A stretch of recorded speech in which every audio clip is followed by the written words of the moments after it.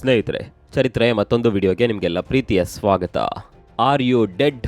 Confuse ಆಗಬೇಡಿ, ನಾವೇನು ಪ್ರಶ್ನೆ ಮಾಡ್ತಿರೋದಲ್ಲ. ಇದು ಒಂದು ಆ್ಯಪ್ನ ಹೆಸರು. ಈ ಆ್ಯಪ್ ಇತ್ತೀಚಿನ ದಿನಗಳಲ್ಲಿ ಅಂತಾರಾಷ್ಟ್ರೀಯ ಮಟ್ಟದಲ್ಲಿ ಸಖತ್ ಹವಾ ಸೃಷ್ಟಿಸಿದೆ. ತಂತ್ರಜ್ಞಾನದಲ್ಲಿ ತುಂಬಾನೇ ಮುಂದುವರೆದಿರುವ ರಾಷ್ಟ್ರ ಚೀನಾದಲ್ಲಿ ಈ ಆ್ಯಪ್ ಅನ್ನ ಪರಿಚಯಿಸಲಾಗಿದೆ. ಈ ಒಂದು ಮೊಬೈಲ್ ಆ್ಯಪ್ ಜನರ ಉಳಿವಿನ ಪ್ರಶ್ನೆ ಮಾಡ್ತಾ ಇದೆ. ನೀವು ಸತ್ತಿಲ್ಲ, ನೀವು ಜೀವಂತವಾಗಿದ್ದೀರಿ ಅಂತ ಖಚಿತಪಡಿಸಿಕೊಳ್ಳೋದಕ್ಕೆ ಪ್ರತಿ 2 ದಿನಗಳಿಗೊಮ್ಮೆ ಇದರಲ್ಲಿರುವ ಬಟನ್ ಅನ್ನ ಪ್ರೆಸ್ ಮಾಡಬೇಕಾಗುತ್ತೆ ಅಥವಾ ಚೆಕ್ ಇನ್ ಮಾಡಬೇಕಾಗುತ್ತೆ. ಒಂದು ವೇಳೆ ಮಾಡಲಿಲ್ಲ ಅಂತಾದರೆ ನಿಮಗೇನೋ ಸಮಸ್ಯೆ ಇದೆ, ನೀವಿನ್ನೂ ಅಪಾಯದಲ್ಲಿದ್ದೀರಿ ಅಂತ ಇದು ತೋರಿಸುತ್ತೆ. ಆಗ ನಿಮ್ಮ ಜೀವವನ್ನ ಕಾಪಾಡಿಕೊಳ್ಳೋದಕ್ಕೆ ಕ್ರಮ ಕೈಗೊಳ್ಳಬೇಕಾಗುತ್ತೆ. ಒಟ್ನಲ್ಲಿ ಒಬ್ಬಂಟಿಯಾಗಿ ಬದುಕುವವರಿಗೆ ಆರ್ ಯು ಡೆಡ್ ಸಂಗಾತಿಯಾಗಿ ನಿಂತುಬಿಟ್ಟಿದೆ. ಹಾಗಾದರೆ ಈ ತಂತ್ರಜ್ಞಾನ ಏನನ್ನ ಸೂಚಿಸುತ್ತೆ? ಜನಸಂಖ್ಯೆಯಲ್ಲಿ 2ನೇ ಅತಿ ದೊಡ್ಡ ರಾಷ್ಟ್ರವಾಗಿರುವ ಚೀನಾದಲ್ಲಿ ಈ ರೀತಿಯ ಆ್ಯಪ್ಗಳ ಅಗತ್ಯವಿದೆಯಾ? ಭಾರತಕ್ಕೆ ಇಂತಹ ತಂತ್ರಜ್ಞಾನಗಳು ಬೇಕಾಗುತ್ತಾ? ಎಲ್ಲವನ್ನ ತೋರಿಸ್ತೀವಿ ನೋಡಿ.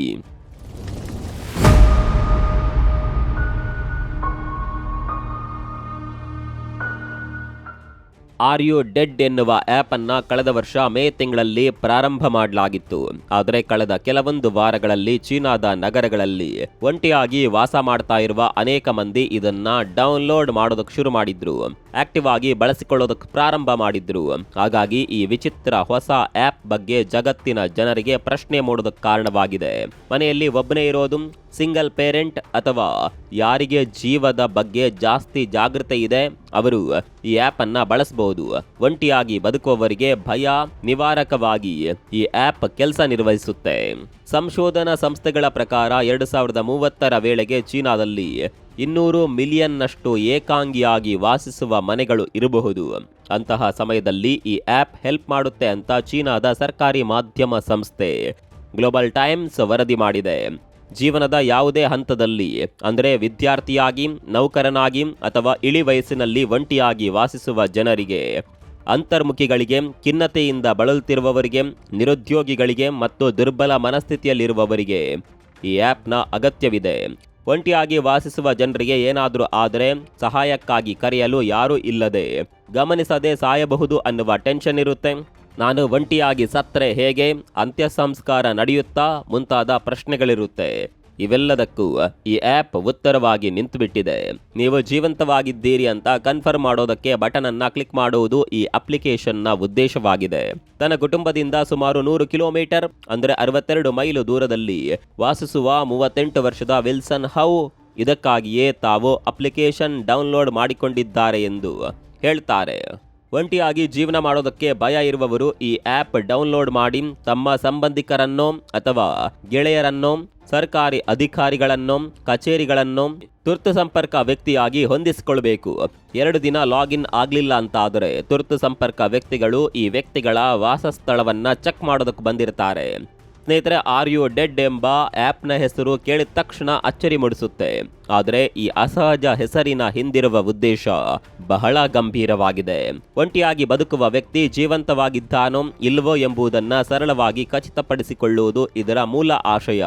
ನೀವು ಸತ್ತಿದ್ದೀರಾ ಎಂಬ ನೇರ ಪ್ರಶ್ನೆಯೇ ಬಳಕೆದಾರನ ಗಮನವನ್ನ ತಕ್ಷಣ ಸೆಳೆಯಬೇಕು. ನಿರ್ಲಕ್ಷ್ಯ ಆಗಬಾರದು ಎಂಬ ಕಾರಣಕ್ಕೆ ಈ ಹೆಸರನ್ನ ಆಯ್ಕೆ ಮಾಡಲಾಗಿದೆ. ಚೀನಾದಲ್ಲಿ ದಿನದಿಂದ ದಿನಕ್ಕೆ ಏಕಾಂಗಿತನ ಹೆಚ್ಚುತ್ತಲೇ ಇದೆ. ಯುವಕರು ಉದ್ಯೋಗಕ್ಕಾಗಿ ದೂರದ ನಗರಗಳಿಗೆ ಹೋಗುವುದು, ಹಿರಿಯರು ಒಂಟಿಯಾಗಿ ಉಳಿಯುವುದು, ಸಿಂಗಲ್ ಪೇರೆಂಟ್ ಕುಟುಂಬಗಳು ಹೆಚ್ಚಾಗುವುದು ಇವೆಲ್ಲವೂ ಈ ಆ್ಯಪ್ ರೂಪುಗೊಳ್ಳಲು ಕಾರಣವಾಗಿದೆ. ಸ್ನೇಹಿತರೆ, ಈ ಆ್ಯಪ್ ಅನ್ನ ಚೀನಾದ 3 ಯುವ ಜೆನ್ಜಿ ಡೆವಲಪರ್ಗಳು ಅಭಿವೃದ್ಧಿಪಡಿಸಿದ್ದಾರೆ. ಆದರೆ ಈ 3 ಸಂಪೂರ್ಣ ಹೆಸರುಗಳನ್ನು ಕಂಪನಿ ಅಥವಾ ಡೆವಲಪರ್ ತಂಡ ಕೂಡ ಸಾರ್ವಜನಿಕವಾಗಿ ಅಧಿಕೃತವಾಗಿ ಪ್ರಕಟಿಸಿಲ್ಲ.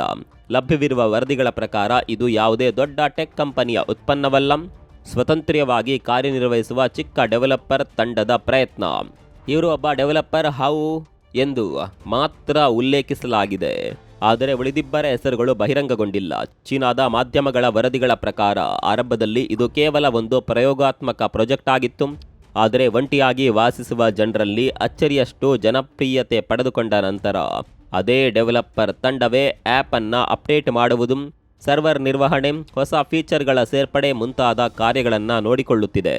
ಇದೀಗ ಅಂತಾರಾಷ್ಟ್ರೀಯ ಬಳಕೆದಾರರಿಗಾಗಿ ಡಿಮಿಮು ಎಂಬ ಹೆಸರಿನಲ್ಲಿ ಬೇರೆ ವರ್ಷನ್ ಬಿಡುಗಡೆ ಮಾಡಲಾಗ್ತಾ ಇದೆ. ಅದನ್ನ ಕೂಡ ಇದೇ ಸ್ವತಂತ್ರ ತಂಡವೇ ನಿರ್ವಹಿಸುತ್ತಿದೆ. ಸ್ನೇಹಿತರೆ, ಚೀನಾದಲ್ಲಿ ಅಭಿವೃದ್ಧಿಪಡಿಸಲಾದ ಆರ್ ಯು ಡೆಡ್ ಆ್ಯಪ್ ಇದೀಗ ಚೀನಾಗೆ ಮಾತ್ರ ಸೀಮಿತವಾಗಿಲ್ಲ, ದೇಶದ ಗಡಿಗಳನ್ನ ದಾಟಿ ಇತರೆ ಹಲವು ದೇಶಗಳಲ್ಲೂ ಲಭ್ಯವಾಗುತ್ತಿದೆ. ಆರಂಭದಲ್ಲಿ ಇದು ಚೀನಾದ ಆಂಡ್ರಾಯ್ಡ್ ಮತ್ತು iOS ಆ್ಯಪ್ ಸ್ಟೋರ್ಗಳಲ್ಲಿ ಮಾತ್ರ ಲಭ್ಯವಿತ್ತು. ಆದರೆ ಸಾಮಾಜಿಕ ಜಾಲತಾಣಗಳಲ್ಲಿ ವೈರಲ್ ಆದ ನಂತರ ಜಗತ್ತಿನ ಬೇರೆ ಭಾಗಗಳಲ್ಲೂ ಇದರ ಬಗ್ಗೆ ಕುತೂಹಲ ಹೆಚ್ಚಾಯಿತು. ಅಂತಾರಾಷ್ಟ್ರೀಯ ಬಳಕೆದಾರರನ್ನ ಗಮನದಲ್ಲಿಟ್ಕೊಂಡು ಡೆವಲಪರ್ ತಂಡ ಈ ಆ್ಯಪ್ ಅನ್ನ ಇಂಗ್ಲಿಷ್ ಭಾಷೆಯೊಂದಿಗೆ ಡೆಮಿಮು ಎಂಬ ಹೆಸರಿನಲ್ಲಿ ಹೊಸ ರೂಪದಲ್ಲಿ ಬಿಡುಗಡೆ ಮಾಡಿತು. ಈ ವರ್ಷನ್ ಅನ್ನ ಅಮೆರಿಕ, ಹಾಂಗ್ಕಾಂಗ್, ಸ್ಪೇನ್ ಸೇರಿದಂತೆ ಕೆಲ ದೇಶಗಳ ಆ್ಯಪ್ ಸ್ಟೋರ್ಗಳಲ್ಲಿ ಡೌನ್ಲೋಡ್ ಮಾಡಬಹುದು. ಕೆಲವು ರಾಷ್ಟ್ರಗಳಲ್ಲಿ ಇದು ನೇರವಾಗಿ ಲಭ್ಯವಿಲ್ಲದಿದ್ದರೆ VPN ಅಥವಾ ಥರ್ಡ್ ಪಾರ್ಟಿ ಆ್ಯಪ್ ಸ್ಟೋರ್ಗಳ ಮೂಲಕ ಬಳಕೆದಾರರು ಡೌನ್ಲೋಡ್ ಮಾಡುತ್ತಿರುವುದು ಕಂಡುಬರುತ್ತಿದೆ. ಸ್ನೇಹಿತರೆ, ಈ ವಿಶಿಷ್ಟ ಆ್ಯಪ್ನ ಡೆವಲಪರ್ ತಂಡ ಮುಂದಿನ ಹಂತದಲ್ಲಿ ಕೇವಲ ಒಂದು ಚೆಕ್ ಇನ್ ಅಪ್ಲಿಕೇಶನ್ ಆಗಿ ಉಳಿಸದೆ ಸಂಪೂರ್ಣ ಸುರಕ್ಷತಾ ಮತ್ತು ಮಾನಸಿಕ ಬೆಂಬಲ ಪ್ಲಾಟ್ಫಾರ್ಮ್ ಆಗಿ ರೂಪಿಸಲು ಯೋಜಿಸುತ್ತಿದೆ. ಮೊದಲೇದಾಗಿ ಆ್ಯಪ್ ಹೆಸರಿನ ಬಗ್ಗೆ ಸಾಕಷ್ಟು ಚರ್ಚೆ ನಡೆದಿರೋದ್ರಿಂದ ಭವಿಷ್ಯದಲ್ಲಿ ಭಯ ಉಂಟು ಮಾಡದ ಹೊಸ ಹೆಸರನ್ನ ಬಳಸುವ ಸಾಧ್ಯತೆ ಇದೆ ಎಂದು ಡೆವಲಪರ್ಗಳು ಸೂಚಿಸಿದ್ದಾರೆ. ಮುಂದಿನ ಅಪ್ಡೇಟ್ಗಳಲ್ಲಿ AI ಆಧಾರಿತ ಫೀಚರ್ಗಳು ಸೇರಿಸಬಹುದಾಗಿದೆ. ಉದಾಹರಣೆಗೆ ಬಳಕೆದಾರರ ಚಟುವಟಿಕೆ ಮಾದರಿ, ಲಾಗಿನ್ ಸಮಯ, ಚಲನೆ ಇತ್ಯಾದಿಗಳನ್ನು ವಿಶ್ಲೇಷಿಸಿ ಅಪಾಯದ ಸಾಧ್ಯತೆ ಇದ್ದರೆ ಮುಂಚಿತ ಎಚ್ಚರಿಕೆ ನೀಡುವುದು ಮುಂತಾದ ಅಪ್ಡೇಟ್ ಮಾಡುವ ಯೋಜನೆ ಇದೆ. ಜೊತೆಗೆ ತುರ್ತು ಮೆಸೇಜ್ ಹಾಗೂ ವಾಯ್ಸ್ ನೋಟ್ ಕಳಿಸುವ ಅನುಕೂಲವನ್ನ ಕೂಡ ಕಲ್ಪಿಸಲಾಗುತ್ತೆ.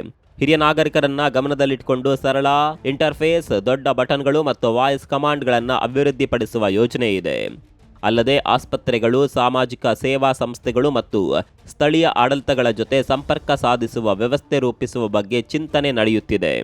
ಸ್ನೇಹಿತರೆ, ಭಾರತದಲ್ಲಿ ಆರ್ ಯು ಡೆಡ್ ತರಹದ ಆ್ಯಪ್ನ ಅಗತ್ಯವಿದೆಯೇ ಎಂಬ ಪ್ರಶ್ನೆ ನಿಮ್ಮ ಮನಸ್ಸಿನಲ್ಲೂ ಬಂದಿರಬಹುದು.